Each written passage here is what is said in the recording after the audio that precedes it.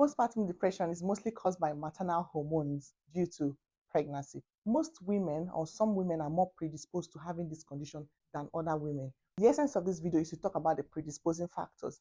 There are things that can actually increase the chances of one getting this condition. The idea of having to be in total control. It is in humans' nature to want to be in control. It is not abnormal, it is most natural. But during childbirth or after childbirth, especially when you have a baby already, especially those of us that are dealing with two under twos, or even some people are dealing with two under ones. So those people that have a baby already or a toddler already having another baby, you have to understand, you have to accept the fact that you're not always going to be in control. I know it doesn't sound very well, but being mentally prepared about this would actually help you from being frustrated and falling into postpartum blues. So you need to know that sometimes your toddler is going to lash out.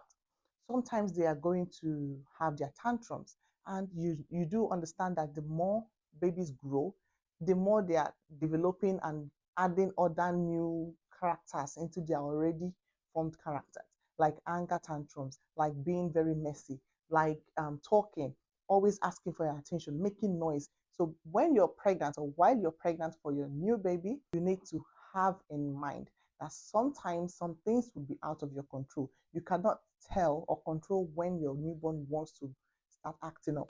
Another thing that can predispose you to having this postpartum blues is being too concerned about your body.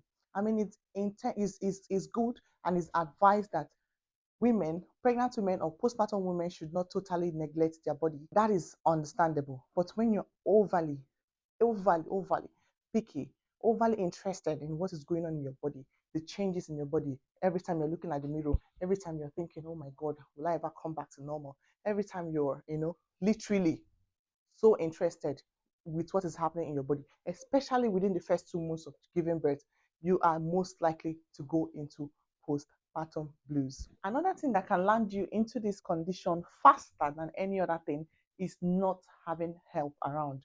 Prepare for help before you have your newborn baby.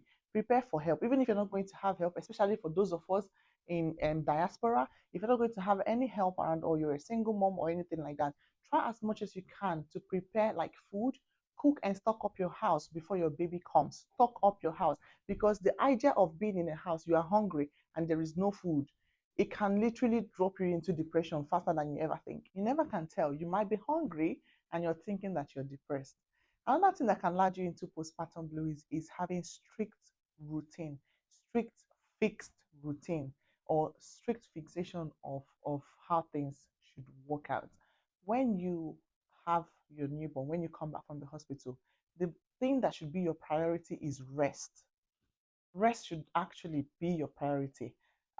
You've not slept very well at night. You had two hours break or even less. Like you were literally waking up back to back, and you're trying to sweep the house by 6 a.m. in the morning because that's how you normally do it. You're trying to have breakfast by 8 or by 9 because that's how you normally do it. You're trying to bathe the newborn and bathe the toddler. You cannot do that. You're literally headed to depression. Maternal exhaustion is real. Maternal exhaustion is real. And this is the more reason why you should also take breaks. Rest when you can, drink lots of water, accept help when offered. I do understand that so many people like their space. If you're like me, I actually do love my space. I love to, be in total control. I try to do things orderly.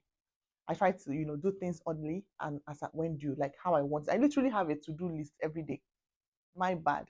So if you're like me, that is like that, it might be difficult for you to actually accept help or accept people coming around to help you out. But my dear, the more help you accept, the lesser chances for you to fall into postpartum depression. You don't even know how much having good company would go to helping you out of postpartum depression or helping you to prevent postpartum depression. I mentioned about having food in the house. That is one thing. But another thing also is eating healthy. You actually do need to eat healthy as a postpartum mom to avoid or to prevent you from going into postpartum blues. Even though it is hormonal, these things are caused by hormonal and everything. Food, there are foods that help, that you can eat lots of proteinous food. As a breastfeeding mom, you need to have lots of this proteinous food, lots of vitamins that will actually help to heal the tissues, because pregnancy nine whole months of siphoning your nutrients into baby in your womb. When baby is out, you actually need to replace those nutrients, because even when baby is out, they are still breastfeeding. So you're still siphoning your nutrients into the baby, which will further predispose you to postpartum blues if you're not being healed appropriately. So maternal guilt is one other thing that can force you into postpartum depression or postpartum blues. What do I mean by this? Maternal guilt is this feeling that you're not being enough or you're not doing enough. This feeling is more, it is heightened, especially when you're having two under twos, two under one. It is more because you kind of feel guilty, especially for your older baby, or even sometimes for the newborn. You feel guilty for your older baby in the sense that, oh, my attention is not on him or her anymore. I'm not really doing enough for him or her. Like for me, when I first had my newborn, when I see my toddler's nappy, I kind of full, like not like full, but fuller than it would have been before I changed it. Like fuller than it would have been, like how do I even put the English? Fuller than it would have been before, and I would have changed it by then, something like that. So when I see that nappy like that, I'm always like, oh my God, I've neglected this boy. Oh, oh, oh, oh, oh, oh. Yes, those things are just there. Maternal guilt is there. Even towards your newborn, like for me, I'm like, the how I actually took note of every detail with my first baby, every single detail.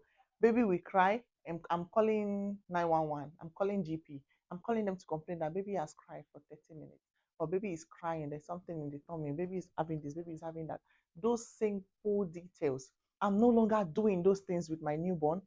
Sometimes newborn is crying, baby is crying. I'm like, you know what, baby, I have something I'm doing. I need to change your brother's nappy, or I need to wash, feed the bottle, or I need to feed your brother. You can cry for like 3 minutes. That wouldn't hurt. I wouldn't dare do it with my first baby. So these things, when it happens and I call myself to attention that baby has actually cried for 3 minutes and I didn't pick the baby up, I start feeling guilty. I start feeling like, oh my God, I'm not being a good mom and all that. But shocking news, flash news flash is that you are doing the absolute best that you can do. You're being the absolutely best mom that you can be. So give yourself that grace. I always say, give yourself that time, give yourself that benefit of doubt. You're actually doing enough.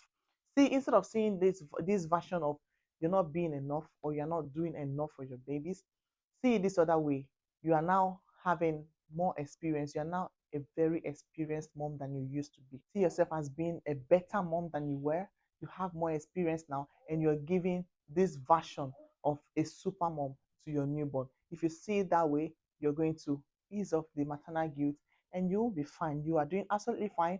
Like I used to say, as long as baby is well fed, baby is loved, and baby is clean, you are absolutely fantastic at your job of being a mom of two under two or two under one.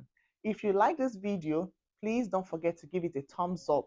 Comment, put in the comment section what your thoughts are, and also don't forget to subscribe to my channel. See you in my next video. Bye.